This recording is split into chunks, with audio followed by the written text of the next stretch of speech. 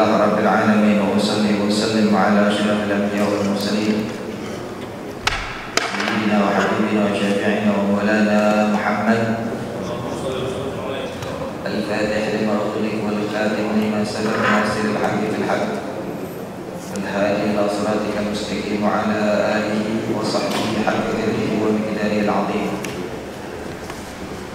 وبعد قال الله تعالى في كتابه الكريم يرفع الله الذين آمنوا منكم الذين أوتوا العلم درجات وقال صلى الله عليه وسلم طلب العلم فريضة على كل مسلم صدق الله العظيم وصدق رسوله الكريم ونحن على ذلك من الشاهدين والشاكرين والحمد لله رب العالمين.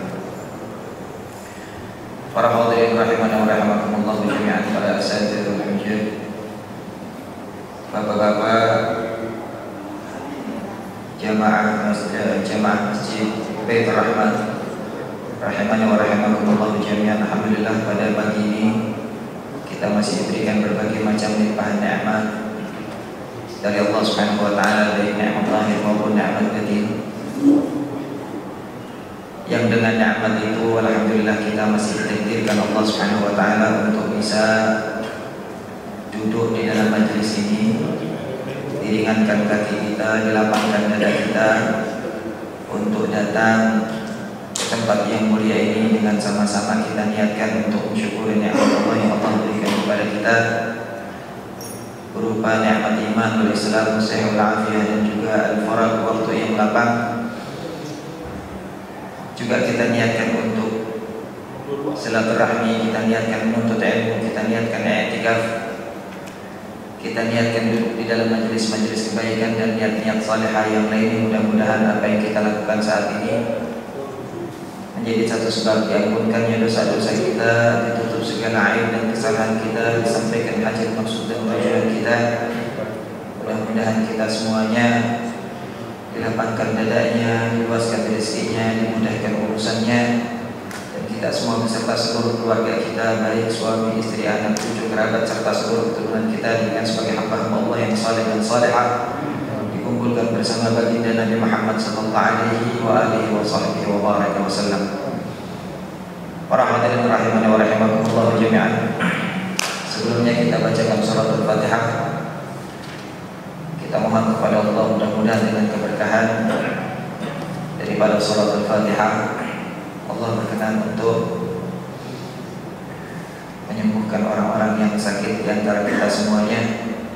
Wabil khusus kita punya orang tua Ustaz Miftah, juga kita mohon agar supaya dengan fadilah daripada surat Al-Fatihah ini Allah mengampuni orang-orang yang meninggal di antara kita dan menerima segala amal kebajikannya.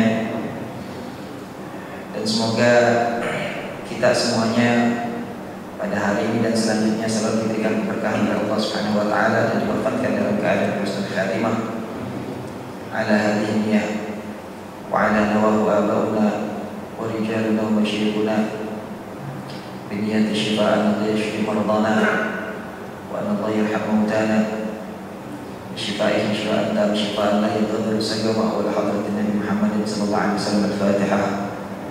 أعوذ بالله من الشيطان الرجيم. بسم الله الرحمن الرحيم. الحمد لله رب العالمين. إياك نعبد وإياك نستعين اهدنا الصراط المستقيم صراط الذين أنعمت عليهم غير المغضوب عليهم ولا الضالين ولوالدينا. Sebagaimana biasa kita pada kali ini insyaallah akan membaca kitab Bulughul Maram min Adillatil Ahkam, dan kita masih berada di bab al-aniyah, bab tentang bejana-bejana yang menjadi wadah daripada air untuk bersuci dan yang lain semacamnya. Pada waktu ji hari an Abi Tha'lab al-Khushani an Abi Tha'lab al-Khushani radhiyallahu anhu qala qultu ya Rasulullah inna bi ardi qaumin ahli kitabin afanaqulu fi aniyatihim qala la taqulu fiha illa alla tajidu ghayraha faqsiluha wa qulu fiha muttafaqun alaih. Dari Abu Sa'labah Al-Khusyaini dia berkata, aku berkata, wahai Rasulullah, sesungguhnya kami tinggal di tengah-tengah ahli kitab. Bolehkah kami makan dengan memakan bejana mereka? Beliau menjawab, janganlah kamu makan dengannya kecuali kalian tidak mendapati selainnya. Maka cucilah terlebih dahulu dan makanlah dengannya. Muttafaqun alaih. Dari satu lagi. Wa Imran bin Husain radhiyallahu anhu anna Nabiy sallallahu alaihi wasallam wa ashabahu tawaddu min mazadatin ra'atin musyrikatin. Muttafaqun alaih fi haditsin tawil. Dari Imran bin Husain radhiyallahu anhu dia berkata bahwa Nabi sallallahu alaihi wasallam dan para sahabatnya berwudu dari tempat air milik wanita musyrik. Muttafaqun alaih dalam hadis yang panjang. Hadis pertama ini merupakan kelengkapan daripada hadis-hadis sebelumnya tentang masalah bejana atau tempat-tempat yang dijadikan sebagai tempat air atau tempat makanan. Wa an Abi Tha'labah Al-Khushani, Abi Tha'labah Al-Khushani, beliau nama aslinya adalah Duthum Ibn Lashir, Uqila Ibn Nashir. Ini nama aslinya, dan beliau meninggal di tahun 75 Hijriah di masa Abdul Malik bin Marwan. Ada juga yang mengatakan di masanya Yazid bin Muawiyah. Beliau meriwayatkan sekitar 40 hadis dari baginda Nabi Muhammad sallallahu alaihi wasallam. Wah, beliau ini termasuk daripada salah seorang yang ikut di dalam bai'at, yakni bai'atul Ridwan di Hudaybiyah. Peristiwa bai'atul Ridwan ini tidak terlepas dari peristiwa Sulhul Hudaybiyah di tahun ke-6 Hijriah di bulan Zulqa'dah. Rasulullah SAW mendapat isyarat melalui mimpinya bahwasanya beliau diperintahkan Allah untuk berangkat umrah dan haji ke Mekah dari Madinah. Maka mulailah beliau berangkat bersama para sahabatnya, sekitar jumlahnya 1.400 orang, ada yang mengatakan 1.500 orang berangkat ke Mekah untuk melaksanakan haji dan umrah. Mereka sudah menggunakan pakaian ihram sejak di miqat. Di mana miqatnya orang Mekah itu? Dzul Hulaifah, kan? Berangkat dari sana, kemudian melakukan perjalanan kurang lebih sekitar hampir 500 km dari Madinah ke Mekah. 500 km zaman dulu nggak ada mobil, nggak ada bis. Sekarang enak, dari Mekah ke Madinah, dari Madinah ke Mekah pakai bis, ya, naik kereta. Zaman dulu naik onta, paling cepat naik kuda. Perjalanan makan waktu kurang lebih 1 minggu, kalau cepat ya 5 hari, 5 hari 5 malam Pak. Nah, sampai di Hudaybiyah itu kurang lebih, Hudaybiyah ini sekitar 20 km dari Mekah.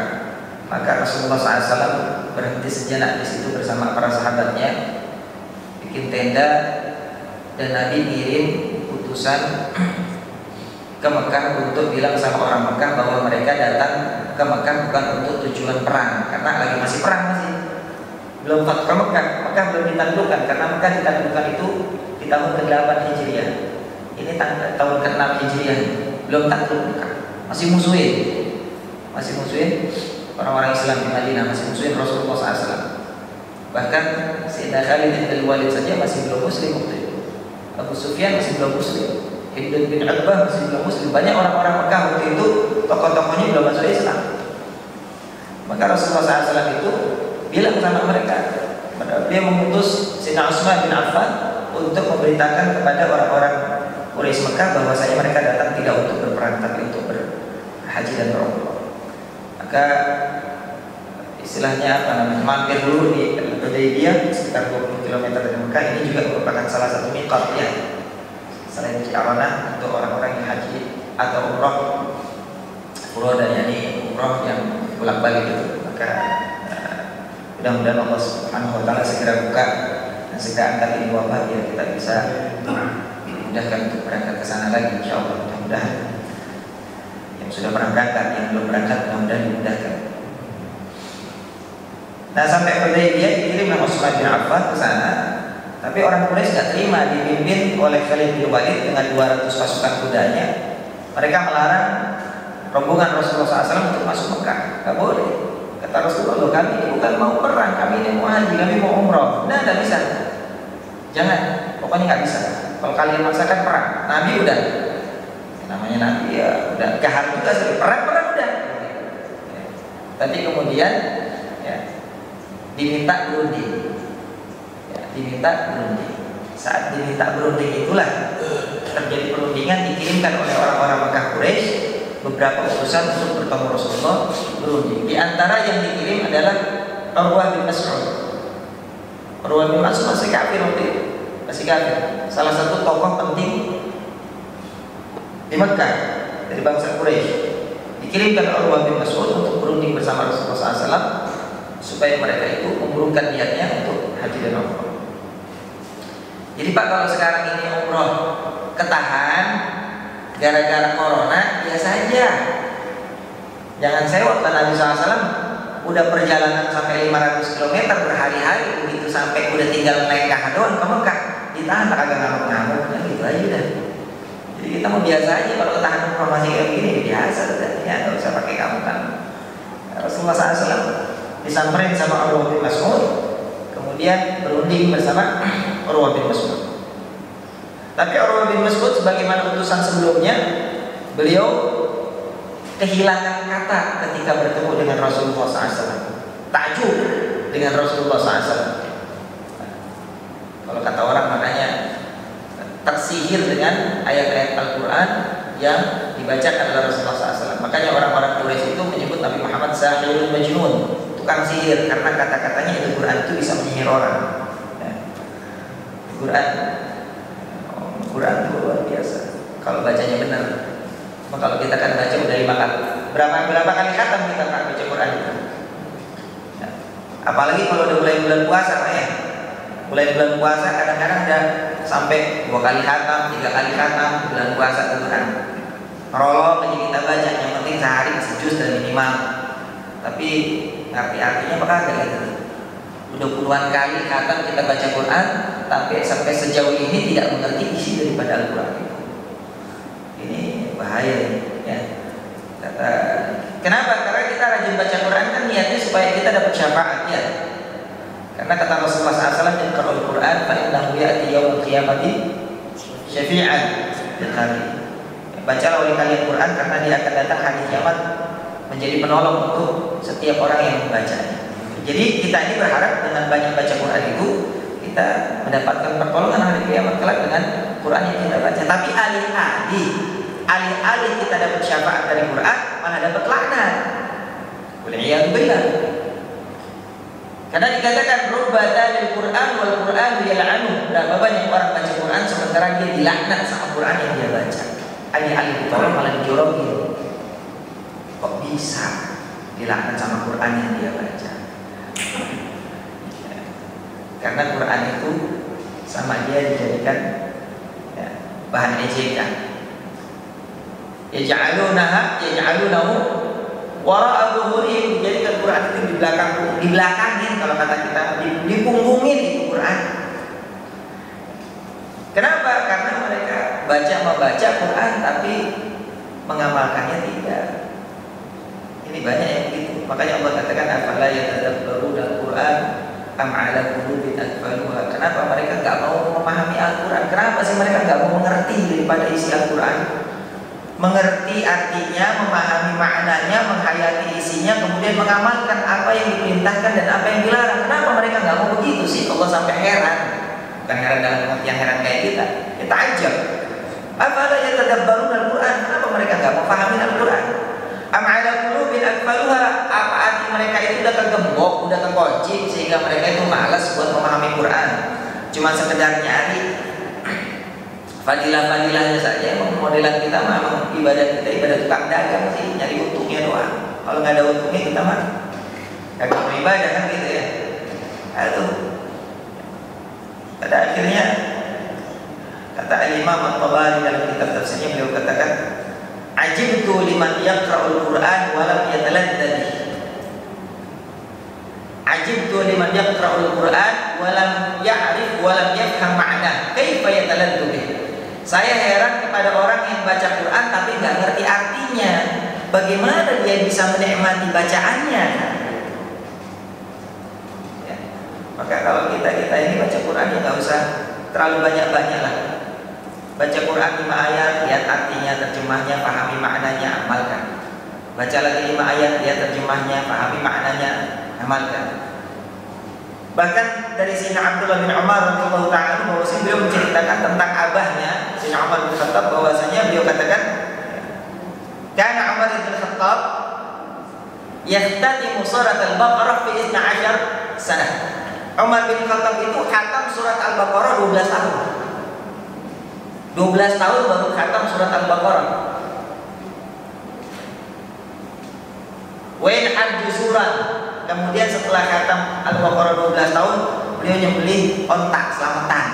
Itu yang dipakai orang-orang NU sekarang, kalau habis khataman dia pada selamatan. Ya hajjuzuran. Habis khatam kan anak kecil kita kan selesai iqra, bikin tumpeng, kita nggak ada ontak, potong ayam aja udah. Itu sebetulnya dilakukan oleh as-salafun as-salihin. Selesai mengkhatamkan sesuatu selamatan, selesai mengkhatamkan sesuatu selamatan. Tapi kalau kita kan karena kita nggak paham kayak gitu, kita akhirnya bilang itu bid'ah, repot. Nah, sekarang apa sebab bid'ah? Padahal semuanya ada dalil orang tua kita. Ada Quran. Jadi kadang-kadang kita itu seperti itu, Pak. Ya, tidak menjadikan Quran, tidak menempatkan Quran pada tempatnya sebagai hudan wa nuran, sebagai petunjuk, sebagai petunjuk. Maka merasa tersihir ini Urwah bin Mas'ud dengan perkataan Rasulullah SAW, baliklah ke kaumnya. Begitu balik ke kaumnya, maka kaumnya menanya orang-orang Quraisy, kaifa bi Muhammad? Bagaimana? Beres urusan Muhammad? Maka Urwah bin Mas'ud ada di dalam kitab Sahih Bukhari diceritakan, dan dalam kitab tarikh sejarah Ibnu Hisham, ya, juga tarikh misalnya Nurul Yakin dan yang lain semacamnya. Ini peristiwa Urwah bin Mas'ud ketemu Rasulullah SAW di Hudaybiyah ini banyak dituliskan oleh para ulama dan ada dalam kitab Sahih Bukhari. Artinya ini bukan berita, bukan cerita yang ngawang gitu ya, ini jelas sahih. Maka Urwah bin Mas'ud bilang sama orang-orang Quraisy, kata Urwah bin Mas'ud, "Ya qaum, wahai kaumku, wallahi laqad ufidtu ila mulukin." Demi Allah, saya sudah diutus ke berbagai macam raja, ke berbagai macam pemimpin negara. Karena ini orang-orang fasih. Urwah bin Mas'ud ini orang yang terkenal fasih kalamnya, lisannya. Laqad ufidtu ila al-Kisra wan Najashi wa Herakli. Saya sudah pernah diutus untuk menemui Raja Najasyi di Habasyah, Afrika, wa Kisra di Persia, wa Herakli di Syria, di Syam. Wallahi ma ra'aitu qad malikan yu'addimuhu ashabuhu kama yu'addimu ashabu Muhammadin Muhammadan. Demi Allah, saya tidak pernah melihat ada pengikut para raja menghormati rajanya sebagaimana pengikut Muhammad menghormati Muhammad. Tidak pernah saya lihat. Saya sudah diutus ke berbagai macam negeri. Saya lihat bagaimana raja-raja dimuliakan oleh para pengikutnya, tapi saya tidak pernah melihat mereka dimuliakan sebagaimana para pengikut Muhammad memuliakan Muhammad. Wallahi ma tadakkama binakhabatin. Demi Allah, tidaklah Muhammad itu buang ludah. Reak kalau Pak. Ludah itu Pak.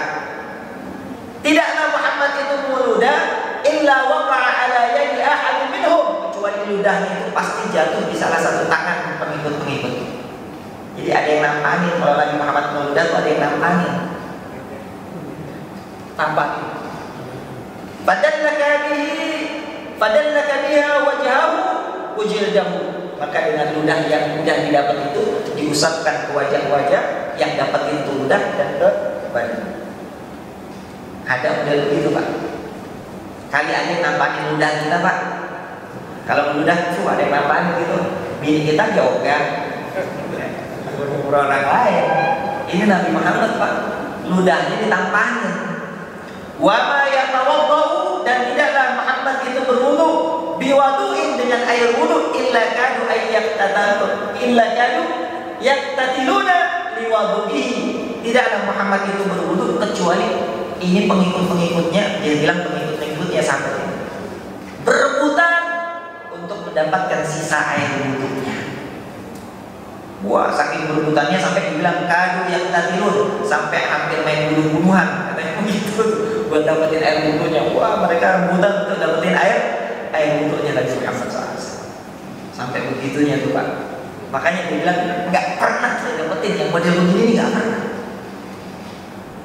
Wa ma amara bi syai'in illa yabtadilu bi amri, dan tidaklah dia menyerukan kepada suatu perkara, menyuruh suatu perkara kecuali mereka bersegera untuk melakukannya, nggak pakai entah-entah. Ya. Wala yatakallamuna illa yahfadhu bi kalamihim, dan tidaklah mereka berbicara di hadapan nabinya kecuali berbicara dengan suara yang pelan, diatur. Wala yahduna nazar ilaihi, dan tidaklah pernah mereka itu memandang nabinya Muhammad dengan pandangan yang tajam. Nunduk kalau melihat Nabi Muhammad SAW. Itu gambaran bagaimana para sahabat Nabi memperlakukan Nabi, memuliakannya sampai begitunya Pak. Sampai begitunya. Kita sekarang cuma nyebut Sayyidina aja udah diomelin. Allahumma sholli ala Sayyidina. Wah, banget lu nyebut nama Muhammad Sayyidina. Gak boleh itu berlebihan. La ilaha illallah. Makanya kita coba lihat, kalau kita Bukhari jangan Muslim Pak. Kalau melihat kitab-kitab itu jangan masalah halal haram doang. Melihat bab fadail dalam kitab Muslim ada, bab manaqib dalam kitab Bukhari ada, diceritakan di situ tentang kelebihan-kelebihan daripada baginda Nabi Muhammad dan para sahabatnya Rasulullah SAW. Bagaimana akhlaknya, bagaimana perilakunya, bagaimana kelakuan para sahabat kepada Nabi Muhammad SAW, bagaimana mereka memuliakan Nabi Muhammad SAW. Gak boleh kita panggil Nabi Muhammad pakai Muhammad. Udah kayak Abu Jahal.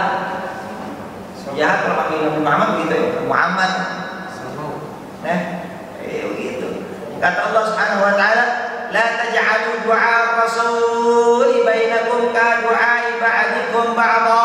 Jangan jadikan kalian kalau manggil nama Nabi Muhammad itu sama seperti kalian manggil di antara sesama kalian. Woi bro, woi bro, man, wan.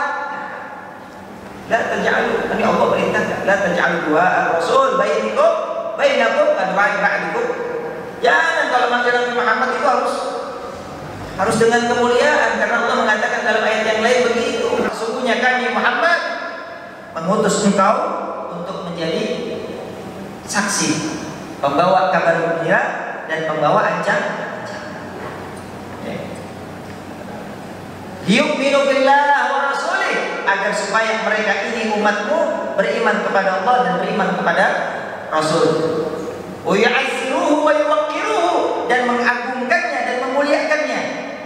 Nyahnya ini kata ganti hu-nya di sini, domir itu kata ulama baliknya kembali kepada Nabi Muhammad. Wagala di tafsir Ibnu Katsir ay ma'nahu yusawwiduhu, yakni maknanya yusawwiduhu, yakni menjadikannya sayyid, memanggilnya ada sayyidu walad Adam yaumil qiyamah. Saya ini adalah penghulu daripada umat manusia hari kiamat, wala fakhar. Tapi saya enggak sombong. Jadi biasa aja kita manggil sayyidina itu biasa sebagai menghormati. Justru itu adalah perintah Allah kita untuk memuliakan Nabi Muhammad SAW. Ya. Makanya kalau di kitab-kitab rawi itu kadang-kadang suka ada panggilan anta syamsun, anta badrun, anta nurun fawqa. Masa Muhammad dipanggil kayak bulan, kayak matahari? Berlebihan itu. Berlebihan bagaimana? Nabi Muhammad SAW begitu datang hijrah dari Mekah ke Madinah disambut sama orang Madinah. Apa kata orang Madinah? Ya. Tala'al badru alaina min thaniyatil wada. Tala'al badru. Ya. Wajib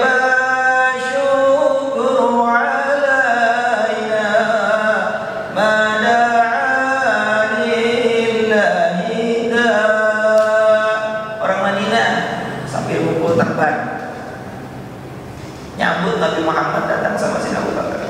Telah muncul di tengah-tengah kami bulan purnama.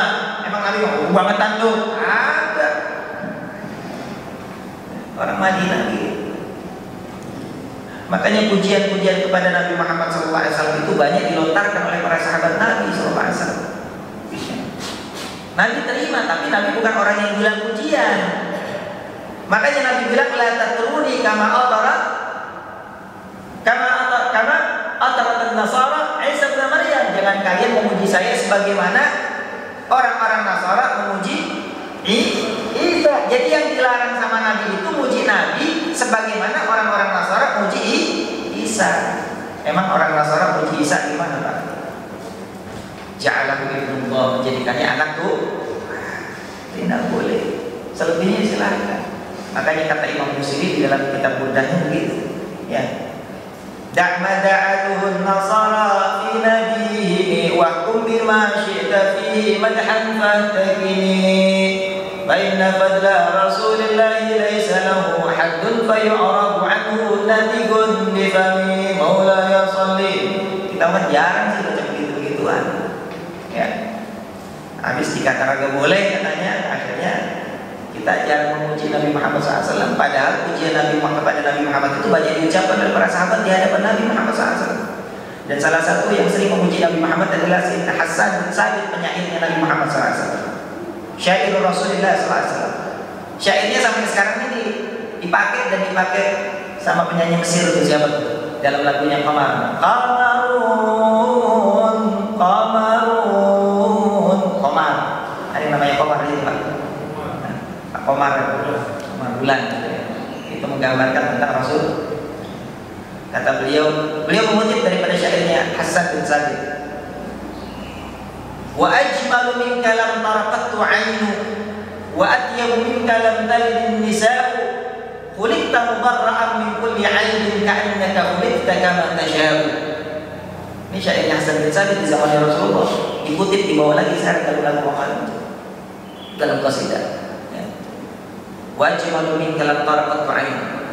Tidak ada satupun makhluk manusia yang seindah engkau pernah terlihat mata sebelum dan sesudah. Gak ada makhluk yang seindah engkau itu pernah terlihat mata sebelum dan sesudah.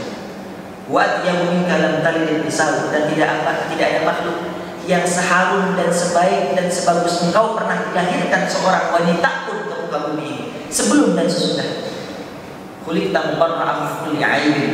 Engkau tercipta bersih daripada aib dan celah, nggak ada kurang-kurangnya, nggak ada jelek-jeleknya sedikit pun. Ka'annaka khuliqta kama tasya'u, seakan-akan engkau diciptakan boleh pilih sendiri apa yang engkau suka daripada yang engkau kepengen. Hidung pilihanmu sendiri, mata pilihanmu sendiri, kuping pilihanmu sendiri. Kita kan kadang-kadang kepengen begitu, Pak, ya.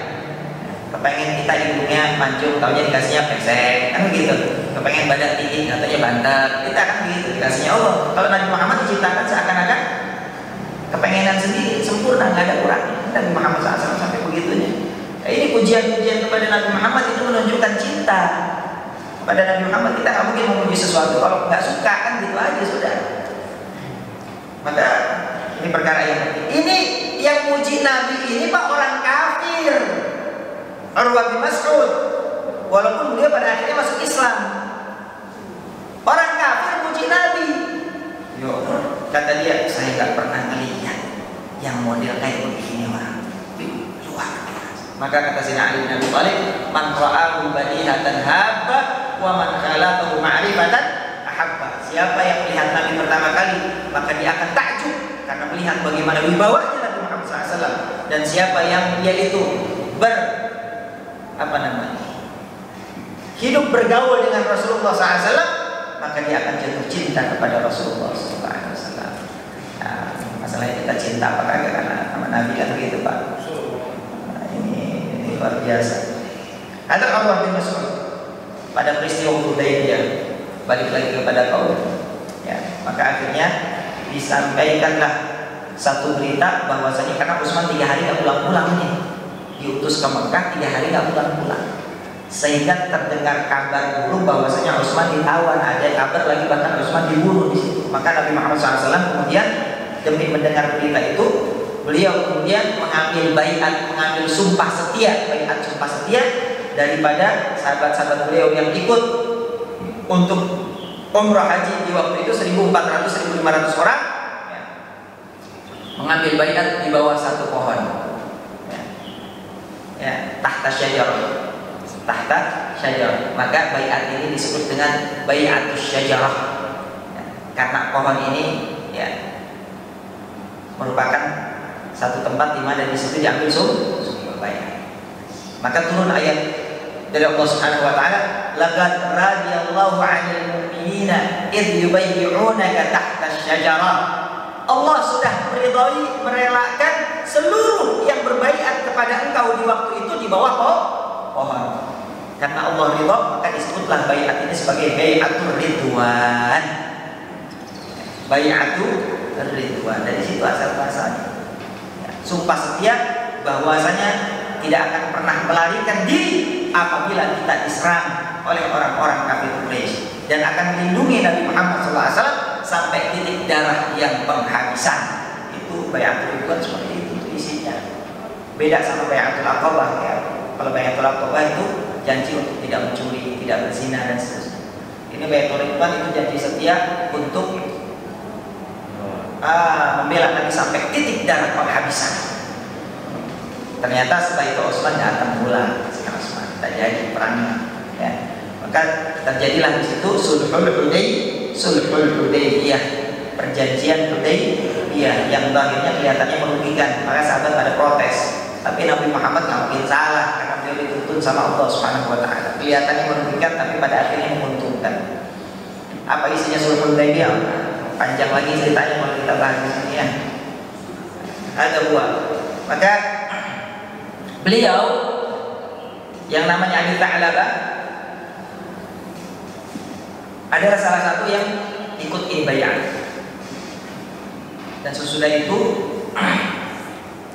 beliau ini di tahun ke-6 Hijriah begitu Rasulullah SAW wafat, kemudian beliau pindah ke daerah Syam.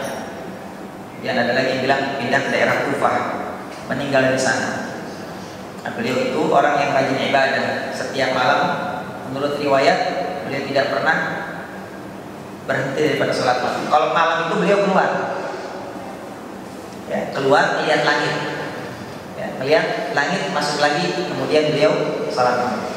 Memang sebetulnya sunnah Pak, kalau kita keluar Pak mau sholat subuh, keluar dari rumah lihat langit, terus baca inna fi khalqis samawati wal ardi wa ikhtilafil laili wan nahari laayatin li ulil albab. Sunnah gitu tuh. Keluar rumah lihat langit, inna fi khalqis samawati wal ardi wa ikhtilafil laili wan nahari laayatin li ulil albab. Sunnah yang gitu. Masuk ke dalam, kemudian beliau ada di dalam satu doa ini beliau bilang begini. Inni la arjullah alla yukhnika alla yukhniqani Allah alla yukhniqani inni la arjullah alla yukhniqani kama arakum tahtaniquna 'inda al-maut. Ya Allah, kenapa kok saya melihat kalau kalian lagi pada sakaratul maut itu pada nyesek semua. Beliau kalau melihat sahabat-sahabatnya pada sakaratul maut itu kan begitu Pak ya, pada nyesek, ada yang ngorok, ada yang wah pokoknya sengsara dah. Akhirnya dia minta sama Allah, ya saya berharap mohon kepada Allah agar supaya nanti kalau saya mati nggak kayak begitu, nggak nyesek kayak begitu sebagaimana saya melihat kalian kalau mati pada nyesek semuanya. Maka akhirnya beliau dikasih Allah Subhanahu wa taala, diijabah doanya oleh Allah Subhanahu wa taala. Beliau mati dalam keadaan sujud, wafat dalam keadaan sujud di masjid rumahnya saat salat qiyamul lail. Ketahuannya kapan? Ketahuannya anaknya dikasih mimpi. Di dalam Al-Isabah fi Ma'rifati Sahabat dan Syiar Al-Nubala di situ diceritakannya begitu. Ya, di saat wafatnya itu beliau tidak ada yang tahu karena dia lagi sholat seperti biasa, sujudnya lama. Ya. Kemudian fauriya libnatihi, maka ditampakkan, diperlihatkan di dalam mimpinya putrinya itu, ya, annahu qad nalal muna, bahwasanya beliau sudah wafat. Fastayqadha, maka putrinya bangun teriak, ya abah, ya abah. Emaknya kaget, ngapa neng? Bapak mana? Itu lagi sholat. Sampai nama anaknya digoncang-goncang, masa kakak ada jambi, ya, masa kakak ada jambi muta, jatuh, meninggalnya dalam keadaan. Allahumma khtimna bi husnil khatimah. Mudah-mudahan kita semua diizinkan dalam keadaan husnul khatimah. Ada sa'adat. Qala qultu ya Rasulullah, beliau berkata, saya pernah bertanya kepada Rasulullah sallallahu alaihi wasallam, ya Rasulullah, inna bi ardi qaumi ahli kitabin. Kita ini kalau pas lagi ada di kampungnya orang-orang ahli kitab, mungkin kalau model kita mungkin pas kita lagi ke Cina, pas kita lagi ke Singapura gitu kali ya. Sekarang nih, misalnya di situ jarang orang Islamnya. Afana'kulu fi aniyatihim. Kita ini ada di kampungnya orang-orang ahli kitab, terus kita mau makan, boleh nggak kita makan pakai piring-piring bekas makan mereka, pakai piring-piring, pakai wadah yang biasa mereka pakai buat makan, pakai gelas-gelas yang biasa mereka pakai buat minum, boleh nggak? Kenapa nanya ini? Karena di dalam ayat disebutkan innamal musyrikuna najasun, sesungguhnya orang musyrik itu najis. Ya.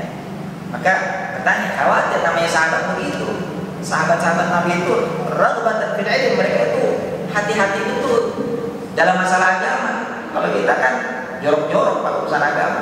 Siapa modelan kita? Sahabat Nabi lah. Mau wudu pakai air apa? Laut aja pakai nanya dulu mana dia? Ya. Maka Nabi SAW mengatakan al-bahru tahurul ma'mu wal hillu. Maka Nabi SAW menjawab, la ta'kulu fiha, janganlah engkau makan dari wadah-wadah mereka illa alla tajidu ghairaha, kecuali kalau engkau enggak dapetin yang lain. Kalau engkau punya tempat yang lain, pakai daun-daun aja dah. Kalau ada daun-daun. Kalau zaman kita sekarang mah kalau ada daun, kalau ada kertas dah, asal jangan dari piring-piring mereka. Illa alla tajidu ghairaha, tapi kalau kagak ada yang lain, kagak ada wadah yang lain, mau nggak mau kudu pakai wadahnya mereka, fagsiluha, cuci dulu dah, nggak apa-apa, tapi cuci dulu, kata Nabi SAW. Wa kulu fiha, kalau udah dicuci baru makan, kagak ngapa-ngapa, minum kagak ngapa-ngapa. Muttafaqun alaih. Hadis yang diriwayatkan oleh Bukhari dan Muslim. Hadzal hadis dalalatun ala najasati aniyati ahli kitab. Ini hadis kata ulama adalah merupakan satu dalil tentang najisnya wadah-wadah para ahli kitab.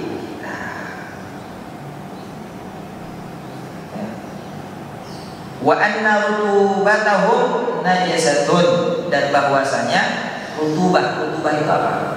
Rutubah itu sesuatu yang basah, keringat itu rutubah, ya, air liur, ludah itu rutubah, sesuatu yang basah. Jadi kalau kena keringatnya dia, ya, kalau kena air liurnya dia, ludahnya dia, bekas mulutnya dia, itu rutubah karena ada basah-basahnya, najasah, ya. Najis. Menurut sebagian ulama, ini menurut pendapat Imam Malik. Wa huwa muwafiqun li dhahiri qaulihi ta'ala, dan dia sesuai dengan firman Allah Subhanahu wa taala, innamal musyrikuna najasun, bahwasanya orang-orang musyrik itu adalah najis. Maka menurut pendapat mazhab Al-Zahiri dan Imam Malik, orang musyrik itu ya najis dalam pengertian najis secara zahir, najis badannya, keringatnya najis. Berdasarkan ayat ini dikuatkan dengan hadis tadi menurut Imam dan pendapat mazhab Zahiri. Wa amma madhab Abi Hanifah wa Syafi'i wal Imam Yahya wa jama'atun, tetapi menurut pendapat ulama-ulama yang lain seperti Abu Hanifah, Syafi'i dan yang lain-lainnya, anna rutubatihim tahiratun. Orang kafir, orang musyrik itu enggak najis kok. Mereka enggak najis. Suci qabaihim, sebagaimana yang lain suci mereka. Tidak masalah. Karena dalam firman Allah Subhanahu wa taala, "Walaqad karramna bani Adam wa hamalnahum fil barri wal bahri." Dan kami sudah muliakan anak cucu manusia itu dan kami bawa mereka di laut dan di darat. Jadi mulia manusia itu semua, Bani Adam semua manusia itu suci, kafir kayak musyrik kayak suci semuanya. Karena mereka termasuk dari Bani Adam, sehingga mereka tidak najis. Fa'amal maksud bil ayat, adapun maksud daripada ayat ini adalah najasatul i'tiqad. Yang dimaksud najis di sini ada i'tiqadnya, akidahnya, bukan badannya. Akan tetapi memang ada kekhususan. Ada kekhususan. Kekhususannya apa? Kekhususannya bahwasanya mereka itu tidak diperbolehkan oleh Allah Subhanahu wa taala untuk masuk masjidil Haram. Khusus. Ya. Innamal musyrikuuna najas. Dalam ayat selanjutnya dikatakan, "Fala yaqrabul masjidal haram ba'da 'amihim hadza." Sesungguhnya orang-orang musyrik itu najis, maka setelah tahun ini janganlah biarkan mereka masuk ke Masjidil Haram. Nggak boleh mereka masuk masjid. Orang musyrik itu nggak boleh masuk Masjidil Haram, nggak boleh. Berdasarkan firman Allah. Nah, bolehkah mereka masuk ke masjid-masjid selain Masjidil Haram? Boleh, menurut ulama. Syarat bi'idil muslimina haulah, dengan syarat dikasih izin sama orang-orang Islam yang ada di sekitar. Itu baru boleh. Kalau nggak dikasih izin, ada satu yang nggak setuju, nggak boleh.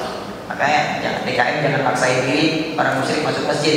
Itu yang mentang-mentang dia ketua DKM, mentang-mentang ngamis, itu kan gue yang ngurusin. Dia ada orang kagak setuju, yang penting nggak apa-apa. Nggak, jauh harus izin. Ada yang nggak setuju, nggak boleh masuk. Kalau masjid-masjidnya yang tapi Masjidil Haram khusus, tidak ada ceritanya boleh, nggak boleh. Wa an Jabir radhiyallahu ta'ala anhu, dan dari Jabir radhiyallahu ta'ala anhu, kunna nagzu ma'a Rasulillah sallallahu alaihi wasallam fa nusibu min aniyatil musyrikin wa asqiyatihim fanantafi'u biha wa la yu'ayyibu dzalika alaina. Kita pernah berperang sama Nabi, kemudian kita dapat ghanimah rampasan perang berupa piring-piring, bejana-bejana, tempat makan, tempat minumnya orang-orang musyrik. Kemudian kita menggunakan yang untuk makan, untuk minum. Nabi nggak pernah nyela, Nabi nggak larang.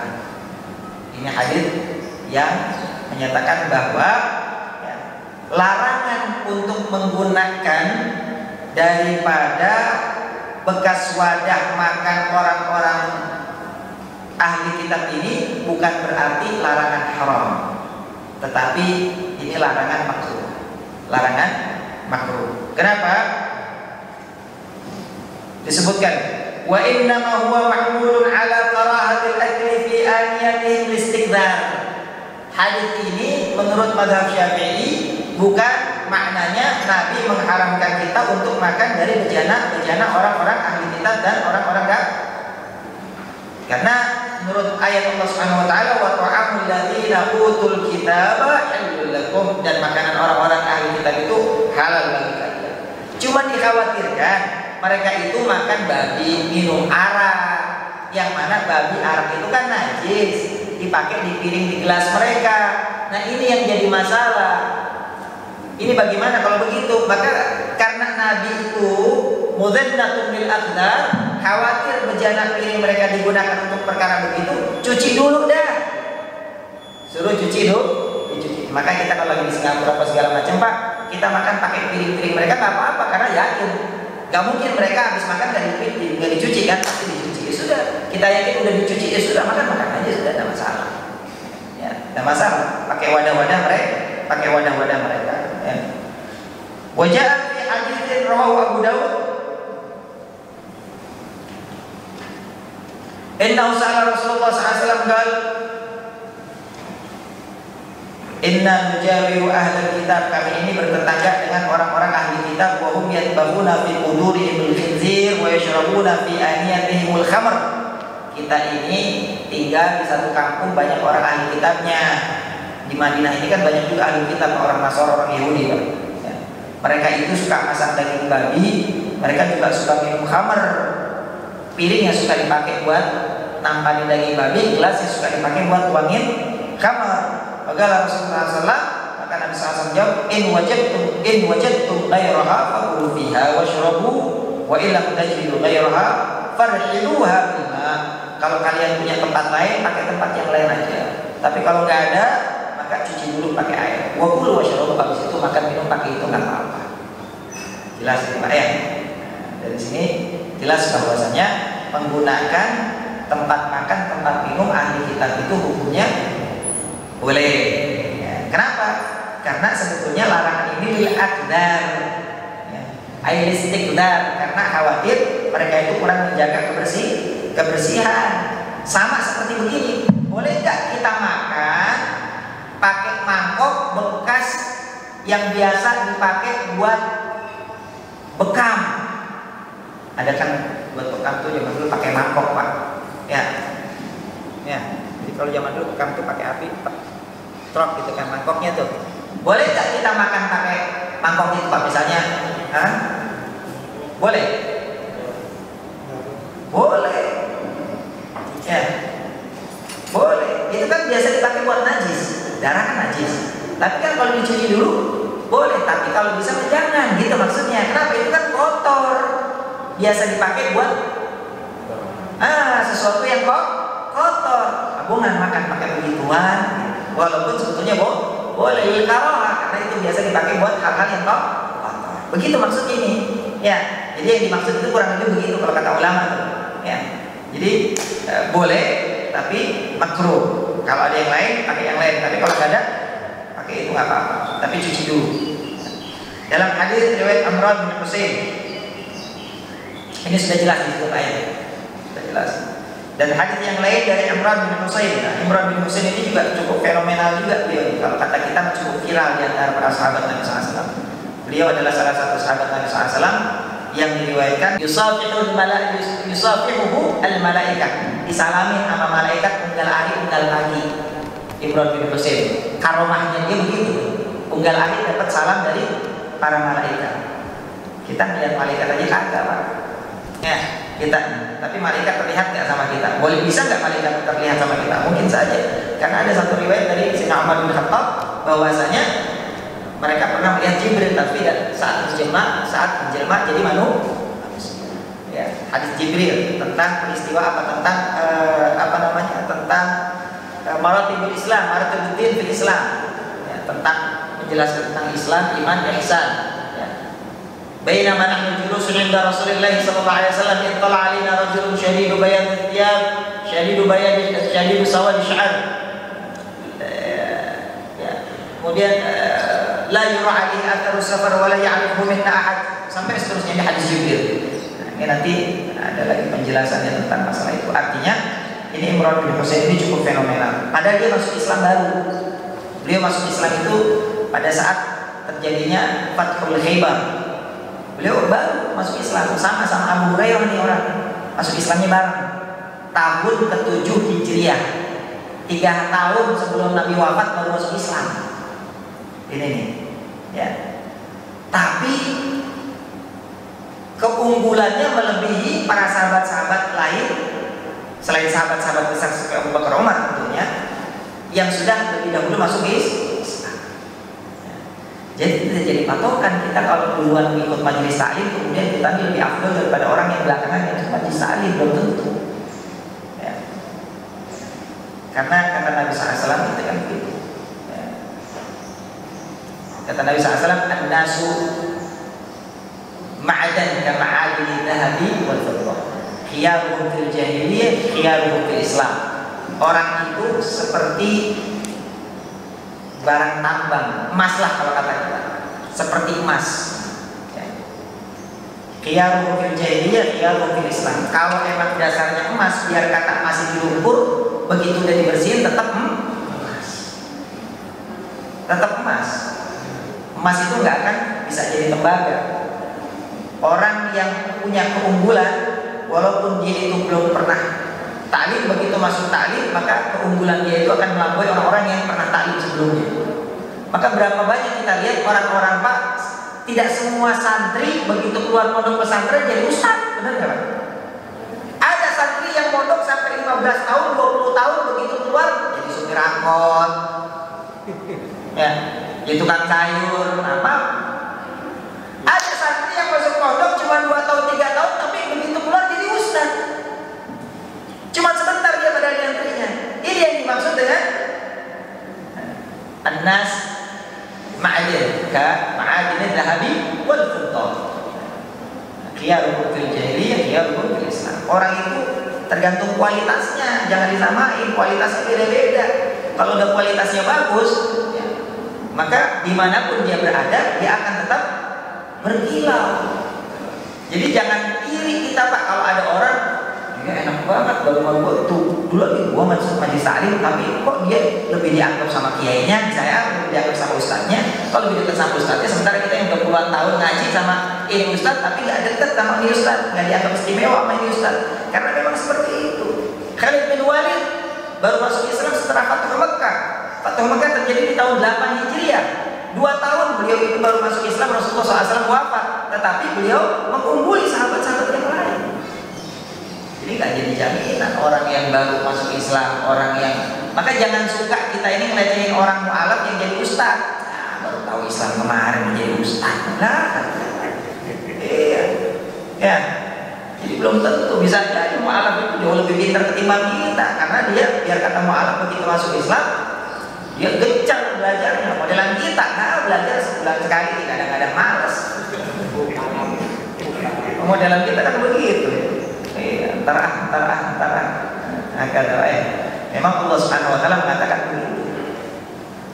Walau aradu khuruja la'addu 'uddah walakin kariha Allah bi'atahum wa saqqatahum wa qila lahu uq'udu wa qila lahu 'udu ma'al qa'idin. Pak, jangan kira orang-orang yang datang kemari ini bukan orang pilihan, Pak. Orang pilihan semua.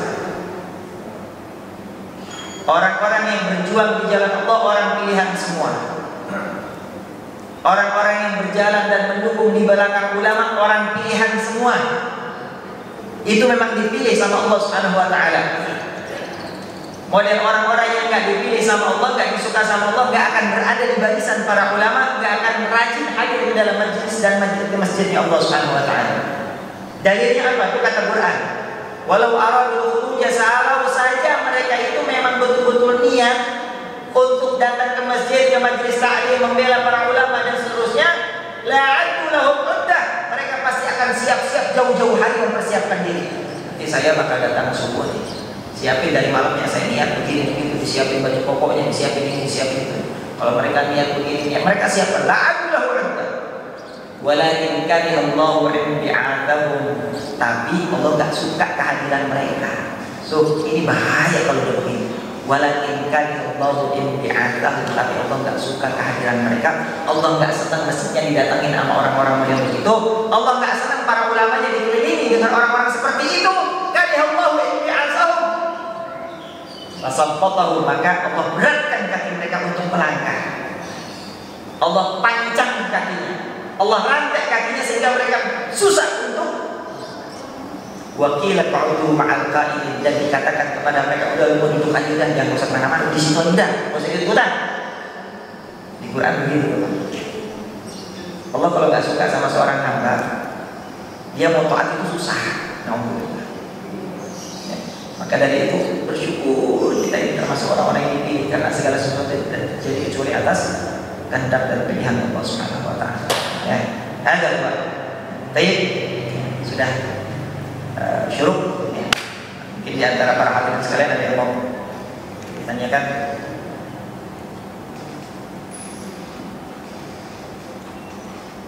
Pokok apa?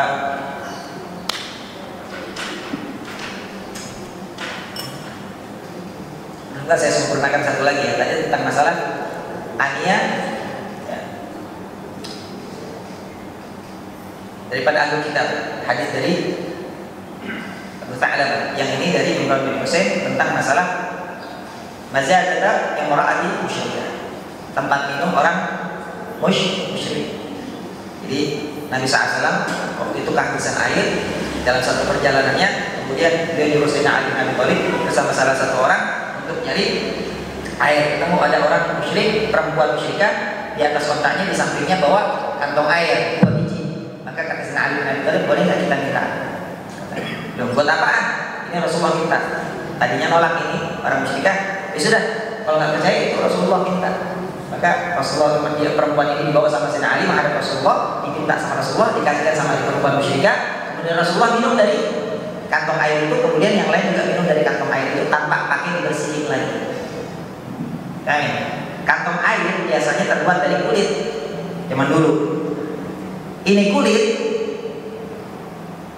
yang punya orang musyrik. Tentunya orang musyrik kalau yang beli nggak pakai bismillah, bangke, ya, ini pasti kulit bangke. Bangke itu kan najis. Ya.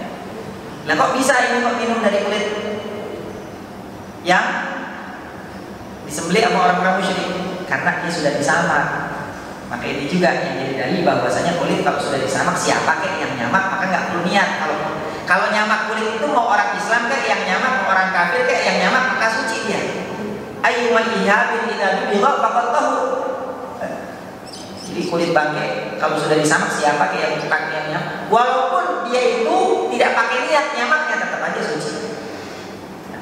Walaupun yang menyamaknya itu orang musyrik, orang kafir, tetap aja suci. Berdasarkan hadis ini juga ya, saat minum dari kulit yang disembelih sama orang kafir, musyrik ya. Maka mazadah itu kirbah itu kantong air dari kulit gitu ya. Ada mulutnya dia gitu kan. Nabi minum dari situ, sahabatnya minum dari situ semuanya. Ini menjadi dalil bahwasanya ya, tempat minum orang-orang kafir itu suci. Baik. Para hadirin mungkin ada yang mau ditanyakan? Nah, bukan dalam amaliyah kehidupan kita dan ibadah-ibadah kita sesuai dengan tuntunan Allah dan Rasulnya, tidak tersalah di dalam tuntunannya, tidak salah kaprah, tidak salah pikiran, dan tidak salah ajaran. Mudah-mudahan kita semuanya selalu berada di dalam tuntunan Allah, taufik hidayah wa inayah Allah Subhanahu wa taala, dan dibanggakan oleh Rasulullah SAW. Mudah-mudahan kita semua dipanjangkan umurnya, disehatkan badannya, dikuatkan iman Islamnya, dan mudah-mudahan kita semua diberikan husnul khatimah ala hadhihi wa kulli niyatin salihah. Al-Fatihah.